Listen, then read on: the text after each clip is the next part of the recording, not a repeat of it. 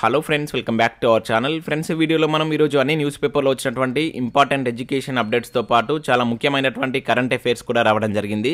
So వాటన్నిటి గురించి one by one ఈ వీడియోలో అయితే చూద్దాం. సో వీడియో చూస్తున్న ప్రతి ఒక్కరు వీడియోని ఖచ్చితంగా లైక్ చేయండి. డైలీ 1 to 2 hours వర్క్ చేసి దాదాపుగా 8 న్యూస్ పేపర్ చదివి మీకు ఇన్ఫర్మేషన్ అయితే అందించడం జరుగుతుంది. చాలామంది చూస్తున్నారు కానీ లైక్ చేయట్లేదు. ఖచ్చితంగా లైక్ చేయండి. సో ఈ వీడియోకి అయితే నేను 1000 లైక్స్ ఎక్స్పెక్ట్ చేస్తున్నాను. సో ఇది ఎవరికైతే యూజ్ ఉంటుందో వారికి షేర్ చేయండి. అదేవిధంగా సబ్స్క్రైబ్ చేసుకొని చూడండి. రెగ్యులర్గా మీకు జాబ్ అప్డేట్స్ అంతాయి. మన ఛానల్ యొక్క టెలిగ్రామ్ గ్రూప్లో కూడా జాయిన్ కాండి. సో దాంట్లో కూడా రెగ్యులర్గా జాబ్ అప్డేట్ షేర్ చేస్తున్నాను. మీకు చాలా యూజ్ ఉంటుంది. ఫ్రెండ్స్, మన ఛానల్ ద్వారా కేంద్ర రాష్ట్ర ప్రభుత్వ పథకాలకు సంబంధించినటువంటి గ్రాండ్ టెస్ట్ అయితే అందించడం జరుగుతుంది. టాప్ 100 బిడ్స్ తోటి. సో ఈ గ్రాండ్ టెస్ట్ ప్రజెంట్ మన యాప్లో అయితే అందుబాటులో ఉంది. జస్ట్ మీరు 30 రూపీస్ చెల్లించి ఆన్లైన్లో దీనికి సంబంధించిన టెస్ట్ రాసుకోవచ్చు. అదేవిధంగా పీడిఎఫ్ కూడా డౌన్లోడ్ చేసుకొని తీసుకోవచ్చు. ఈరోజు తెలంగాణ కల్చర్కి సంబంధించినటువంటి టాప్ 100 బిడ్స్ తోటి మరొక గ్రాండ్ టెస్ట్ కూడా మన యాప్లోకి అయితే రాబోతుంది. ఈవినింగ్ వరకు అదైతే మన యాప్లో అయితే అందుబాటులో ఉంటుంది. యాప్ని అయితే డౌన్లోడ్ చేసుకొని పెట్టుకోండి. సో నెక్స్ట్ ఇంకా మన యాప్లో గ్రూప్ 4కి సంబంధించవచ్చు, ఎస్ఐ కానిస్టేబుల్ సంబంధించినటువంటి ఫుల్ కోర్సెస్ కూడా ఉన్నాయి. సో వాటికి సంబంధించినటువంటి శాంపిల్ క్లాస్ అక్కడ ఉంటాయి. విన్న తర్వాత నచ్చితే కోర్స్ అయితే తీసుకోండి. ఇంకా కరెంట్ అఫైర్స్ పీడిఎఫ్స్ కావచ్చు, ఇంకా టెస్ట్ సిరీస్ కూడా ఉన్నాయి. జనవరి మంత్కి సంబంధించినటువంటి కరెంట్ అఫైర్స్ పీడిఎఫ్ కూడా అందుబాటులో ఉంది. ఇండియన్ పాలిటిక్స్ సంబంధించిన టెస్ట్ సిరీస్ కావచ్చు, తెలంగాణ చరిత్ర, తెలంగాణ ఉద్యమ చరిత్ర అండ్ జనరల్ సైన్స్ సంబంధించినటువంటి టెస్ట్ సిరీస్తో పాటు షార్ట్ హ్యాండ్ రైటింగ్ నోట్స్ కూడా ఉంది జనరల్ స్టడీస్కి సంబంధించి. ఒకసారి మీ యాప్ను డౌన్లోడ్ చేసుకొని చూడండి. నచ్చితే వాటికి సంబంధించినటువంటి కోర్స్ అయితే తీసుకోండి. ఫ్రెండ్స్, ఈరోజు న్యూస్ పేపర్లో వచ్చినటువంటి అప్డేట్స్ కనుక చూసినట్టయితే మనకు ఫస్ట్ అప్డేట్ వచ్చేసి మరో 2000 పోస్టులు అనే టైటిల్ తోటి ఈనాటి న్యూస్ పేపర్లో ఒక అప్డేట్ ఇక్కడ మనం చూడవచ్చు. SC/ST గురుకులాల్లో గుర్తింపు అని చెప్పేసి ఇక్కడ ఇచ్చారు. అనుమతుల కోసం ప్రభుత్వానికి ప్రతిపాదనలు సుమారు 13,000కు చేరుకోనున్నటువంటి బోధన ఖాళీ అని చెప్పేసి ఇక్కడ చూడవచ్చు. సో ఇక్కడ ఇన్ఫర్మేషన్ కనుక చూసినట్లయితే రాష్ట్రంలోని సంక్షేమ గురుకులాల్లో భర్తీ చేయవలసినటువంటి పోస్టుల సంఖ్య భారీగా పెరగనుంది. SC/ST గురుకులాల్లో మరో 2,000కు పైగా పోస్టులని ఆయా సొసైటీలు గుర్తించాయి. సో వాటిని త్వరలోనే జారీ చేయనున్నటువంటి గురుకుల నియామక ప్రకటనలో భాగంగా నింపేందుకు అనుమతులు ఇవ్వాలని చెప్పేసి ప్రభుత్వానికి ప్రతిపాదనలు పంపించాయని చెప్పేసి ఇక్కడ న్యూస్ అయితే రావడం జరిగింది. సో త్వరలోనే ఈ పోస్టులకు అనుమతులు లభిస్తాయని సొసైటీలు భావిస్తున్నాయి. సో ఈ క్రమంలో గురుకులాల్లో భర్తీ చేయనున్నటువంటి పోస్టుల సంఖ్య 13,000కు పైగా చేరుకునేటువంటి అవకాశాలున్నాయి. సో ప్రస్తుతం గురుకులాల్లో 11,000 పోస్టులకు అనుమతులు లభించాయి. సంబంధిత నియామక ప్రకటనలు సిద్ధమయ్యాయని చెప్పేసి ఇక్కడ ఇచ్చారు. సో కొత్తగా మంజూరయ్యేటువంటి ఈ SC/ST గురుకుల పోస్టులు వీటికి కలుపుతారని చెప్పేసి ఇచ్చారు. సో అన్నిటికీ కలిపి ఒకేసారి ప్రకటనలు ఇవ్వాలని గురుకుల బోర్డు భావిస్తుందని చెప్పేసి ఇక్కడ ఇవ్వడం జరిగింది. అయితే ఇక్కడ చూసినట్టు మనకు SC/ST సొసైటీలో ప్రతిపాదనలో జాప్యం అని చెప్పేసి కూడా ఇచ్చారు. యాక్చువల్గా మనకు ఈ సంక్షేమ గురుకులలో తొలుతగా ఈ 9,096 పోస్టులు అయితే మంజూరు చేశారు. తర్వాత మనకు ఈ బీసీ గురుకులకు సంబంధించి 2,591 పోస్టుల భర్తీకి అనుమతులు ఆర్థిక శాఖ మరొకసారి అయితే ఇవ్వడం జరిగింది. సో దాంతో 11,000 అయితే పోస్టుల సంఖ్య పెరిగింది. అయితే ఈ బీసీ గురుకులాలకు అనుమతులు పంపించేటువంటి టైంలోనే సో దాదాపుగా ఈ SC/ST గురుకులాల్లో కూడా దాదాపుగా 2,000కు పైగా పోస్టులు ఖాళీగా ఉన్నట్లయితే సొసైటీలు గుర్తించాయి. అయితే ఈ పోస్టుల భర్తీకి సకాలంలో ప్రతిపాదనలు అయితే సిద్ధం కాలేదు. సో బీసీ గురుకులాల్లో అదనపు పోస్టులకు అనుమతులు వచ్చాక SC/ST గురుకులాల్లో అదనపు పోస్టులు అనుమతులు ఇవ్వాలని సొసైటీలు ప్రభుత్వానికి నివేదించాయి. సో అవి త్వరలోనే లభించేటువంటి అవకాశాలు ఉన్నట్లు సొసైటీ వర్గాలు వెల్లడించాయని చెప్పేసి ఇక్కడ ఇచ్చారు. ఇక దాంతోపాటు ఇక్కడ అవరోహణ క్రమంలో ప్రకటనలు అంటూ జరగవచ్చు. సో గురుకులాల్లో బోధన పోస్టుల భర్తీకి ఇప్పటికే బోర్డు ఏర్పాట్లు పూర్తి చేసింది. సో అందుబాటులో 11,000 పోస్టులకు నియామక ప్రకటనలు సిద్ధం చేసింది. MLC ఎన్నికల కోడ్ రావడంతో అవి నిలిచిపోయాయని చెప్పేసి ఇక్కడ ఇచ్చారు. సో కోడ్ ముగిసేటువంటి సమయానికి SC/ST గురుకుల పోస్టులకు అనుమతులు వస్తే వాటిని కలిపి ప్రకటనలు ఇవ్వాలని చెప్పేసి భావిస్తున్నట్లయితే ఇక్కడ ఇవ్వడం జరిగింది. ఇక గురుకుల ఉద్యోగ ప్రకటనల జారీలో బ్యాక్లాగ్ నివారించేందుకు తొలుతగా మనకు ఇది ఇక్కడ ఉన్నత స్థాయి పోస్టులకు అనంతరం క్రింది స్థాయి పోస్టులకు ప్రకటనలు జారీ చేసి ఆ మేరకు భర్తీ ప్రక్రియ నియామక బోర్డు చేపట్టున్నట్లయితే ఇక్కడ మనకు గురుకులకు సంబంధించి ఒక అప్డేట్ జరగవచ్చు. సో ఇదే గురుకులకు సంబంధించి మరొక అప్డేట్ కూడా మనకు ఆంధ్రప్రభ న్యూస్ పేపర్ ఇచ్చారు. సో గురుకుల నోటిఫికేషన్ ఎప్పుడనే టైటిల్ తోటి ఇక్కడ ఒక న్యూస్ చూడవచ్చు. ఆర్థిక శాఖ అనుమతి ఇచ్చి 8 నెలలు, నోటిఫికేషన్ జారీలో గురుకుల బోర్డుపై విమర్శలు, మరింత ఆలస్యం కానున్నటువంటి నియామక ప్రక్రియ. సో నియామక ప్రక్రియను TSPSCకి అప్పగించాలంటున్నటువంటి అభ్యర్థులు అని చెప్పేసి ఇక్కడ ఒక న్యూస్ అయితే ఆంధ్రప్రభలో రావడం జరిగింది. సో గురుకుల నోటిఫికేషన్ మరింత ఆలస్యం కానుంది. ఆర్థిక శాఖ అనుమతి ఇచ్చి 8 నెలల నుంచి 9 నెలలు గడుస్తున్నా ఇంతవరకు నోటిఫికేషన్ వేయడంలో తెలంగాణ గురుకుల విద్యాలయ సంస్థ బోర్డు తాత్సారం చేస్తుందనే విమర్శలు వెలువెత్తుతున్నాయి. సో ఆర్థిక శాఖ మొత్తం 11,000 పోస్టులకు 2 దఫాలుగా అనుమతులు ఇచ్చిన విషయం తెలిసిందే. అయితే తొలుత వివిధ కేటగిరీలో 9,096 గురుకుల ఉద్యోగాల భర్తీకి 2022 జూన్ 17న ఆర్థిక శాఖ అనుమతి ఇచ్చింది. ఆ తర్వాత మనకు ఏదైతే ఈ బీసీ గురుకులకు సంబంధించిన వాటిలో అదనంగా మరొక 2,000 పోస్టులు అయితే గుర్తించారు. సో వాటిని కూడా మనకు అనుమతులు అయితే రావడం జరిగింది. మొత్తం 11,000 పోస్టులకైతే సో మనకు ప్రభుత్వం నుంచి అయితే గ్రీన్ సిగ్నల్ రావడం జరిగింది. అయితే ఈ 9,096 పోస్టులకు ఆర్థిక శాఖ అనుమతి ఇచ్చి దాదాపుగా 8 నెలల నుంచి 9 నెలలు కావస్తున్న నోటిఫికేషన్ విడుదల చేయడంలో గురుకుల బోర్డు కాలయాపన చేస్తుందనేటువంటి విమర్శలు అభ్యర్థుల నుంచి వ్యక్తమవుతున్నట్లయితే ఇక్కడ ఇవ్వడం జరిగింది. సో నోటిఫికేషన్ జారీ విషయంలో ఇదిగో అదిగో అంటూ చెప్పుకొచ్చినటువంటి బోర్డు తీరా ఇప్పుడేమో ఎమ్మెల్సీ ఎన్నికల సాకు చూపుతూ కోడ్ అమల్లో ఉందంటూ దాటివేస్తుందని చెప్పేసి ఇచ్చారు. మొదట్లో 317 జీవో అని చెప్పేసి చెప్పడం జరిగింది. తర్వాత ఇప్పుడు ఈ విధమైనటువంటి సాకులు చెప్తున్నారని చెప్పేసి విద్యార్థులు అంటున్నట్లయితే ఇక్కడ ఇవ్వడం జరిగింది. అయితే ఇక్కడ టీఎస్పీఎస్సీకి అప్పగించాలనేటువంటి డిమాండ్ కూడా విద్యార్థులు చేస్తున్నట్లయితే ఇక్కడ ఇచ్చారు. సో మనకు టీఎస్పీఎస్సీ నుంచి వచ్చేటువంటి గ్రూప్ 1, గ్రూప్ 2, గ్రూప్ 3, గ్రూప్ 4 ఈ పలు రకాల ఉద్యోగాలకు సంబంధించి టీఎస్పీఎస్సీ అయితే వెంటనే నోటిఫికేషన్లు ఇస్తూ వాటి భర్తీ ప్రక్రియ అయితే కొనసాగిస్తుంది.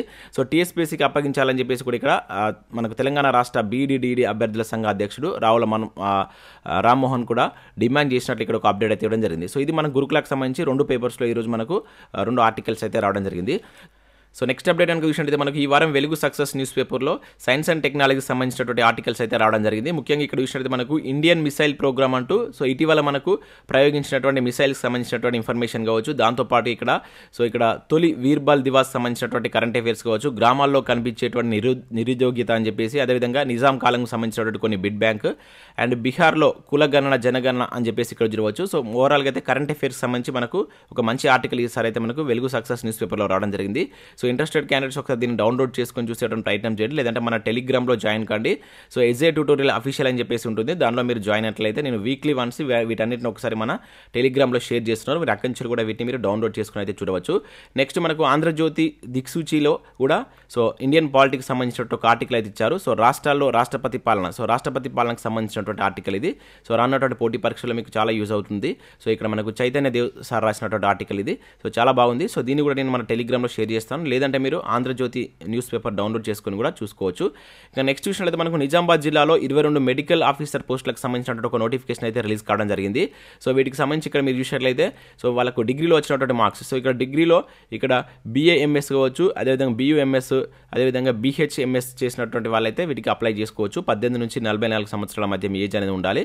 ఇవన్నీ మనకు కాంట్రాక్ట్ ప్రాతిపదికన అయితే భర్తీ చేస్తున్నారు. సేమ్ ఇదే నోటిఫికేషన్ మనకు నల్గొండ జిల్లా నుంచి కూడా రిలీజ్ కావడం జరిగింది. ఇక్కడ వచ్చేసి మనకు 11 వేకెన్సీ అయితే ఉన్నాయి. సో వీటికి సంబంధించి ఈ నెల 20 లోపు అయితే అప్లై చేసుకోవాల్సి అయితే ఉంటుంది. సో ఇక్కడ ఆయా డిస్ట్రిక్ట్ వెబ్సైట్కి వెళ్ళి మీరు వీటికి అయితే అప్లై చేసుకోవాల్సి అయితే ఉంటుంది. సో ఇంట్రెస్టెడ్ క్యాండిడేట్స్ ఎవరైనా ఉన్నట్లయితే వీటికి మీకు ఎలిజిబిలిటీ ఉంటే వీటికి అప్లై చేసుకునేటువంటి ప్రయత్నం చేయండి. సో ఇవి మనకు వివిధ న్యూస్ పేపర్లో వచ్చినటువంటి ముఖ్యమైనటువంటి education updates. Next current affairs చూద్దాం. చాలా ముఖ్యమైనటువంటి కరెంట్ అఫైర్స్ అయితే రావడం జరిగింది. చేయకుండా చూడండి. సో చూసే ప్రతి ఒక్కరు ఖచ్చితంగా లైక్ చేయండి. ఒకే వీడియోలో మీకు కరెంట్ అఫైర్స్ అదేవిధంగా ఎడ్యుకేషన్ అప్డేట్స్ కలిపి అయితే అందించడం జరుగుతుంది. సో ఇక్కడ ఫస్ట్ కరెంట్ అఫైర్ కనుక చూసినట్లయితే మనం దక్షిణాఫ్రికా నుంచి మరొక 12 చిరుతలు అయితే మన భారత ప్రభుత్వం అయితే తీసుకురావడం జరిగింది. సో వీటిని నిన్న మనకు కూనో నేషనల్ పార్క్లో అయితే రిలీజ్ చేశారు. సో వీటితో భారతదేశంలో మొత్తం చిరుతల యొక్క సంఖ్య వచ్చేసి 20కి చేరింది. సో ఇంతకుముందు కూడా చూసాం మనం నమీబియా నుంచి 8 చిరుతలు తీసుకొచ్చారు. సో నిన్న మనకు దక్షిణాఫ్రికా నుంచి 12 వచ్చాయి. టోటల్గా మొత్తం భారతదేశంలో ఇప్పుడు 20 చిరుతలు అయితే ఉండడం జరిగింది. ఈ రెండింటిని మనకు సో మధ్యప్రదేశ్లో ఉన్నటువంటి ఈ కూనో నేషనల్ పార్క్లో అయితే వీటిని అయితే రిలీజ్ చేయడం జరిగింది. సో ఈ నేమ్ గుర్తుంచుకోండి, ఏ పార్క్ అనేది ఏ జాతీయ పార్క్ అని చెప్పేసి అడగడానికి ఛాన్స్ ఉంటుంది. కూనో నేషనల్ పార్క్ ఎక్కడ ఉందంటే మధ్యప్రదేశ్. సో నిన్న మనకు మధ్యప్రదేశ్ ముఖ్యమంత్రి అయినటువంటి శివరాజ్ సింగ్ చౌహాన్ కావచ్చు, అదేవిధంగా కేంద్ర అటవీ శాఖ మంత్రి సో భూపేంద్ర యాదవ్ వీటిని అయితే ఈ పార్క్లో అయితే రిలీజ్ చేయడం జరిగింది. ప్రాజెక్టు చీతాలో భాగంగా భారత ప్రభుత్వం వివిధ దేశాల నుంచి ఈ చిరుతలు అయితే మన భారతదేశానికి అయితే తెప్పిస్తుంది. సో వీటిని అయితే గుర్తుంచుకోండి.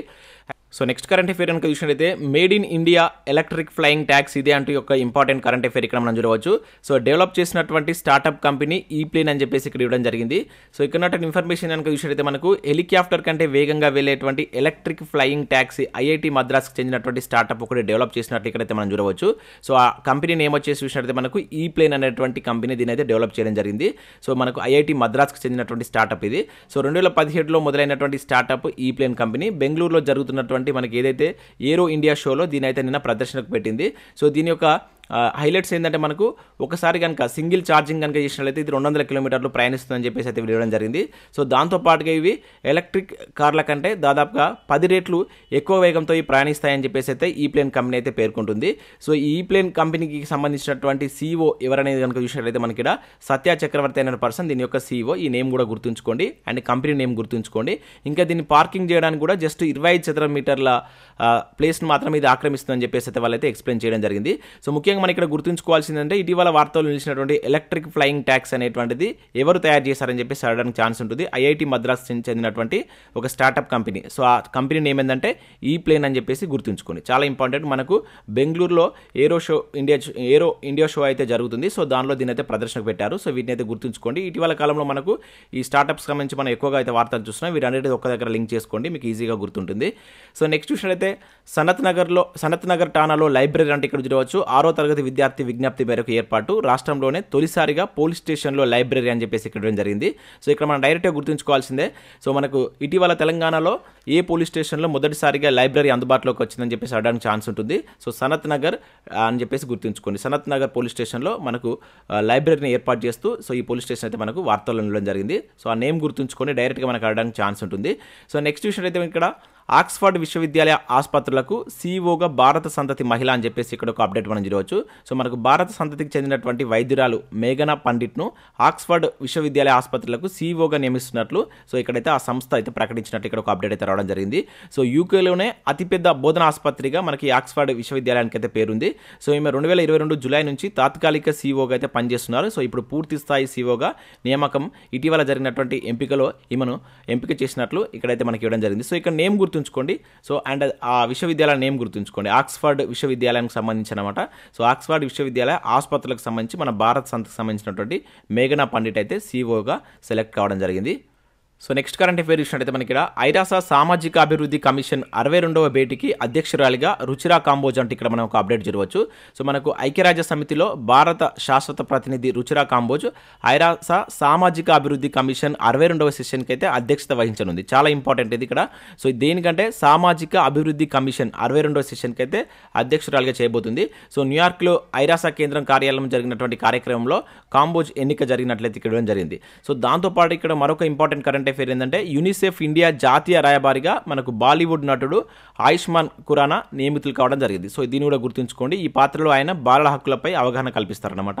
సో డైరెక్ట్గా అడుగుతాడు. సో ఇటీవల యూనిసెఫ్ ఇండియా జాతీయ రాయబారిగా ఎవరు నియమితులయ్యారని చెప్పేసి అడగడానికి ఛాన్స్ ఉంటుంది. బాలీవుడ్ నటుడు ఆయుష్మాన్ ఖురానా అని చెప్పేసి గుర్తుంచుకోండి. ఇక్కడ రెండు మనకు యూఎన్ఓకి సంబంధించిన అప్డేట్స్ అయితే రావడం జరిగింది. ఒకటి రుచిరా కాంబోజ్ సంబంధించి ఒకటి వచ్చేసి ఇక్కడ మనకు యూనిసెఫ్ ఇండియా జాతీయ రాయబారికి సంబంధించిన అప్డేట్స్ అయితే వచ్చాయి. సో ఈ రెండింటిని గుర్తుంచుకునే ప్రయత్నం చేయండి. సో నెక్స్ట్ కరెంట్ అఫేర్ ఇక్కడ చూసినట్లయితే ఆమెకు ఆరోగ్య భాగ్యం అంటే ఇక్కడ ఒక అప్డేట్ చూడవచ్చు. మహిళల్లో వ్యాధుల గుర్తింపు చికిత్సకు కార్యాచరణ ఏడాది పాటు కొనసాగున్నటువంటి ప్రత్యేక వైద్య సేవలు మార్చి 8న ప్రారంభానికి వైద్య ఆరోగ్య శాఖ ఏర్పాట్లు అని చెప్పేసి ఇక్కడ ఇచ్చారు. సో మనకు తెలంగాణ వైద్య ఆరోగ్య శాఖ మహిళా ఆరోగ్యం కోసం ప్రత్యేక కార్యక్రమాన్ని అమలు చేయనుంది. సో అతివల ఆరోగ్యమే సంరక్షణ లక్ష్యంగా మహిళా దినోత్సవాన్ని పురస్కరించుకొని మార్చి 8న ఒక ప్రత్యేక కార్యక్రమానికి రాష్ట్ర ప్రభుత్వం శ్రీకారం చుట్టున్నట్లయితే ఇక్కడ ఒక అప్డేట్ ఇచ్చారు. సో రాష్ట్ర వ్యాప్తంగా మహిళల ఆరోగ్య సమస్యలను ముందుగానే గుర్తించి చికిత్స అందించేందుకు ఈ కార్యక్రమాన్ని రూపొందించున్నట్లు ఇక్కడ ఒక అప్డేట్ ఇచ్చారు. సో నెక్స్ట్ మార్చి 8న మనకు అంతర్జాతీయ మహిళా దినోత్సవం ఉంటుంది కదా. ఆ రోజున సో మహిళలకు సంబంధించిన ఒక కొత్త కార్యక్రమాన్ని తెలంగాణ ప్రభుత్వం అయితే తీసుకురాబోతున్నట్లు ఇక్కడ ఒక అప్డేట్ అయితే మనకు రావడం జరిగింది. సో నెక్స్ట్ చూసిన అయితే మనకు 24 గంటల్లో 19 కాన్పులాంటి ఇక్కడ చూడవచ్చు. సో వీటిలో 15 సహజ ప్రసవాలు. సో మహబూబాబాద్ జిల్లా ఆసుపత్రి ప్రత్యేకత అంటే ఇక్కడ చూడవచ్చు. సో మనకు మహబూబాబాద్ జిల్లాకు సంబంధించినటువంటి కేంద్రంలో ప్రభుత్వ జిల్లా జనరల్ ఆసుపత్రిలో 24 గంటల వ్యవధిలోనే దాదాపుగా 19 మంది గర్భిణులకు ప్రసవాలు జరిగాయంటూ ఇక్కడ ఒక అప్డేట్ అయితే రావడం జరిగింది. రీసెంట్గా మరొక హాస్పిటల్కి సంబంధించి కూడా మనం గత 1 మంత్ బ్యాక్ కూడా చూసాం. అది కూడా రికార్డు సృష్టించడం జరిగింది. ఒకే రోజులో ఎక్కువ కాన్పులు చేసి అది ఏంటనేది కింద కామెంట్ చేయడం ప్రయత్నం చేయండి. ఇటువంటి అన్నింటిని ఒక దగ్గర లింక్ చేసుకుని తెలంగాణకు సంబంధించిన అంశాలు కనుక సో మనకు డైరెక్ట్గా బిట్ అయ్యేటువంటి ఛాన్స్ కూడా ఉంటుంది. సో నెక్స్ట్ విషయం అయితే ఇక్కడ మనకు పోయిందని చెప్పేసి ఇక్కడ చూడవచ్చు. సో మనకు ఆసియా మిక్స్డ్ బ్యాడ్మింటన్ టోర్నీకి సంబంధించిన అప్డేట్ ఇది. కాంస్యంతో సరిపెట్టుకున్నటువంటి భారత్ అని చెప్పేసి ఇక్కడ చూడవచ్చు.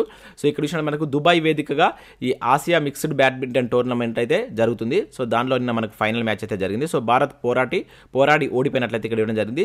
సో కాంస్య పథకాన్ని అయితే గెలుచుకుంది. ఇది బ్యాడ్మింటన్కి సంబంధించిన టోర్నీ. ఎక్కడ జరిగింది అండ్ దాని నేమ్ గుర్తుంచుకోండి. ఆసియా మిక్స్డ్ బ్యాడ్మింటన్ టోర్నీ ఇటీవల మనకు దుబాయ్లో జరిగింది. దానిలో భారత్కు కాంస్య పథకం వచ్చినట్లు గుర్తుంచుకోండి. డైరెక్ట్గా మనకు ఆడడానికి ఛాన్స్ ఉంటుంది. నెక్స్ట్ ఇక్కడ చూసినట్లయితే మనకు నారాయణ ఖేడ్ ఇక కోనసీమ అని చెప్పేసి ఇక్కడ చూడవచ్చు. బసవేశ్వర ప్రాజెక్టుతో సస్యశ్యామల అని చెప్పేసి ఇక్కడ జరిగింది. సో మనకు సంగారెడ్డి జిల్లాలో ఉండేటువంటి నారాయణ ఖేడ్లో నిన్న మనకు హరీష్ రావు గారు ఈ బసవేశ్వర ఎత్తిపోతల పథకం అయితే స్టార్ట్ చేయడం జరిగింది. సో డైరెక్ట్ ఇక్కడ మనం గుర్తుంచుకోవాల్సింది ఏంటంటే ఈ బసవేశ్వర ప్రాజెక్ట్ ఎత్తిపోతల ప్రాజెక్టు ఏ జిల్లాలో ఉందని చెప్పేసి అడగడానికి ఛాన్స్ ఉంటుంది. ఇంకా వార్తల్లో ఉన్న అంశం కనుక అడగడానికి ఛాన్స్ ఉంటుంది.